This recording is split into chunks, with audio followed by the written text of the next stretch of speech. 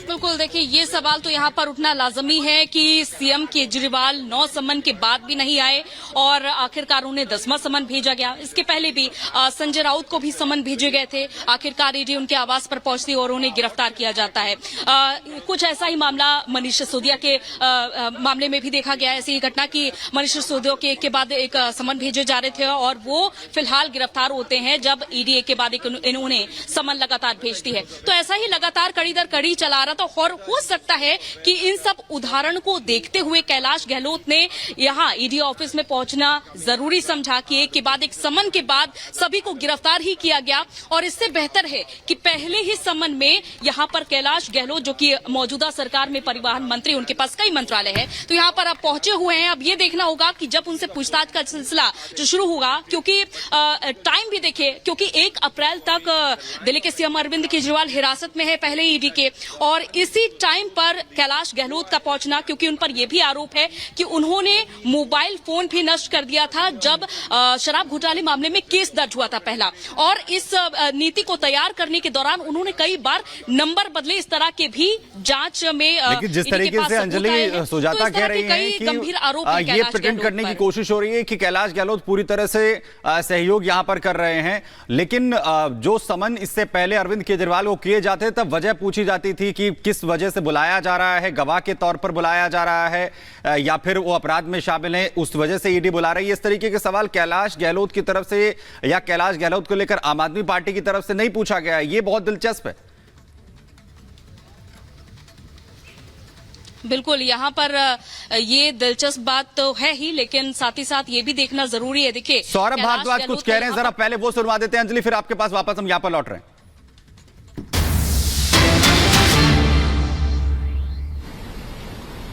और उन्होंने 4 स्टेटमेंट्स के बारे में पूरी तरह से विस्तार से कोर्ट में बताया। एक स्टेटमेंट शरत रेड्डी के विषय में है और शरत रेड्डी की पिता की जो कंपनी है औरोबिंदो फार्मा और उनकी सब्सिडियरी ने किस तरीके से मनी लॉन्ड्रिंग में गिरफ्तार होने के बाद 55 करोड़ रुपए दिए, ये हमने आपको बताया। आज हम शरत रेड्डी के बाद 2 और गवाहों के विषय में आपको बताएंगे और बताएंगे कि उनकी गवाही किस तरीके से ईडी ने ली है और किस तरीके से ये पूरा का पूरा केस एक फ्रॉड पर आधारित है, एक एक्सटॉर्शन रैकेट पर आधारित है। मैं बात कर रहा हूं मगुंटा श्रीनिवासुलु रेड्डी एमएसआर के विषय में और उनके बेटे राघव मुगुंटा के विषय में। तो मुख्यमंत्री जी ने कोर्ट में बताया था, एमएसआर ने अपने ऑफिस से, मुख्यमंत्री जी के ऑफिस से अपॉइंटमेंट मांगी कि मैं एक मुख्यमंत्री से एक सांसद के तौर पे मिलना चाहता हूं। 10 दिन बाद उनको अपॉइंटमेंट मिली। 16 मार्च 2021 को 4:30 बजे मुख्यमंत्री कार्यालय में ये थोड़ी सी देर के लिए मुख्यमंत्री जी से मिले। मुख्यमंत्री जी को इन्होंने कहा कि मैं मेंबर ऑफ पार्लियामेंट हूं, मेरी फैमिली एक ट्रस्ट चलाती है, मुझे उस ट्रस्ट के लिए जमीन चाहिए। मुख्यमंत्री जी ने कहा जमीन एलजी के अधीन आती है, लिहाजा आप मुझे रिक्वेस्ट लेटर दे दीजिए, मैं फॉरवर्ड कर दूंगा। सिर्फ इतनी सी बात हुई है एक मेंबर ऑफ पार्लियामेंट की एक सिटिंग चीफ मिनिस्टर से, और वो भी ऑफिशियल मीटिंग हुई है, बाकायदा अपॉइंटमेंट लेके हुई है। इसके बाद ये मामला दर्ज किया जाता है और 16 सितंबर 2022 को इनके यहां छापा पड़ता है, इनके ठिकानों पे छापा पड़ता है।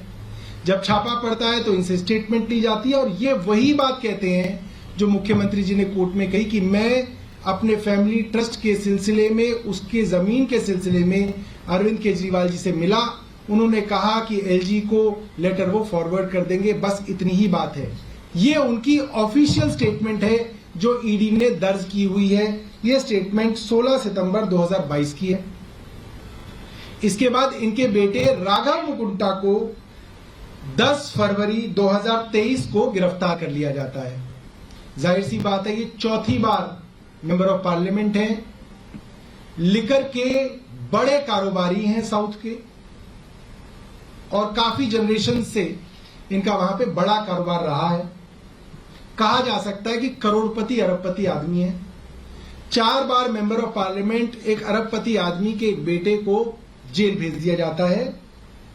10 फरवरी 2023 को 5 महीने तक उसको जेल में सड़ाया जाता है और फिर ये बाप मेंबर ऑफ पार्लियामेंट टूट जाते हैं और 5 महीने बाद 16 जुलाई 2023 को ये अपना स्टेटमेंट बदल लेते हैं और पहली बार अरविंद केजरीवाल जी के खिलाफ स्टेटमेंट देते हैं।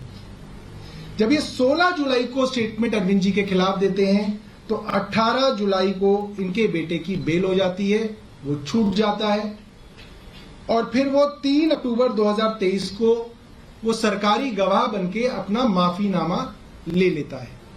अब इसमें इंटरेस्टिंग बात यह है कि इन महीनों के दौरान मगुंटा श्रीनिवासुलु रेड्डी की 3 स्टेटमेंट्स ली गई, जिसमें से 2 स्टेटमेंट्स में उन्होंने अरविंद जी के विषय में कोई ऐसी बात नहीं कही जिससे अपराध के विषय में कोई भी जानकारी होती हो या उसकी तरफ इशारा भी होता हो।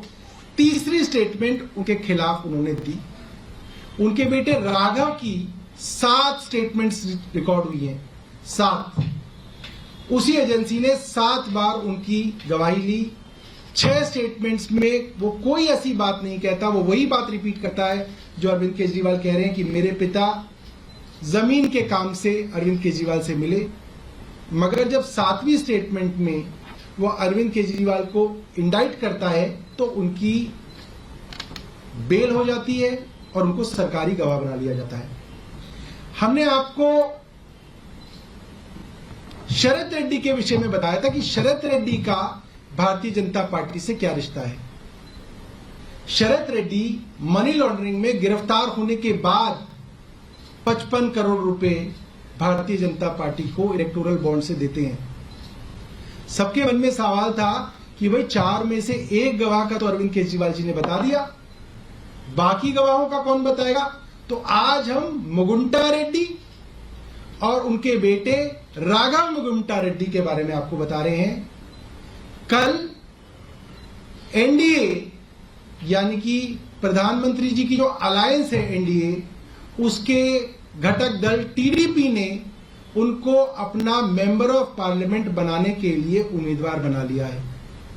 यानी कि प्रधानमंत्री मोदी और पूरी की पूरी भारतीय जनता पार्टी अब अरविंद केजरीवाल जी के खिलाफ जो मुख्य गवाह है उनके परिवार के लिए वोट मांगेंगे। हमारा सवाल है, ये रिश्ता क्या कहलाता है। हर आदमी जो अरविंद केजरीवाल के खिलाफ इतने दबाव के बाद, जेल डालने के बाद गवाही देता है,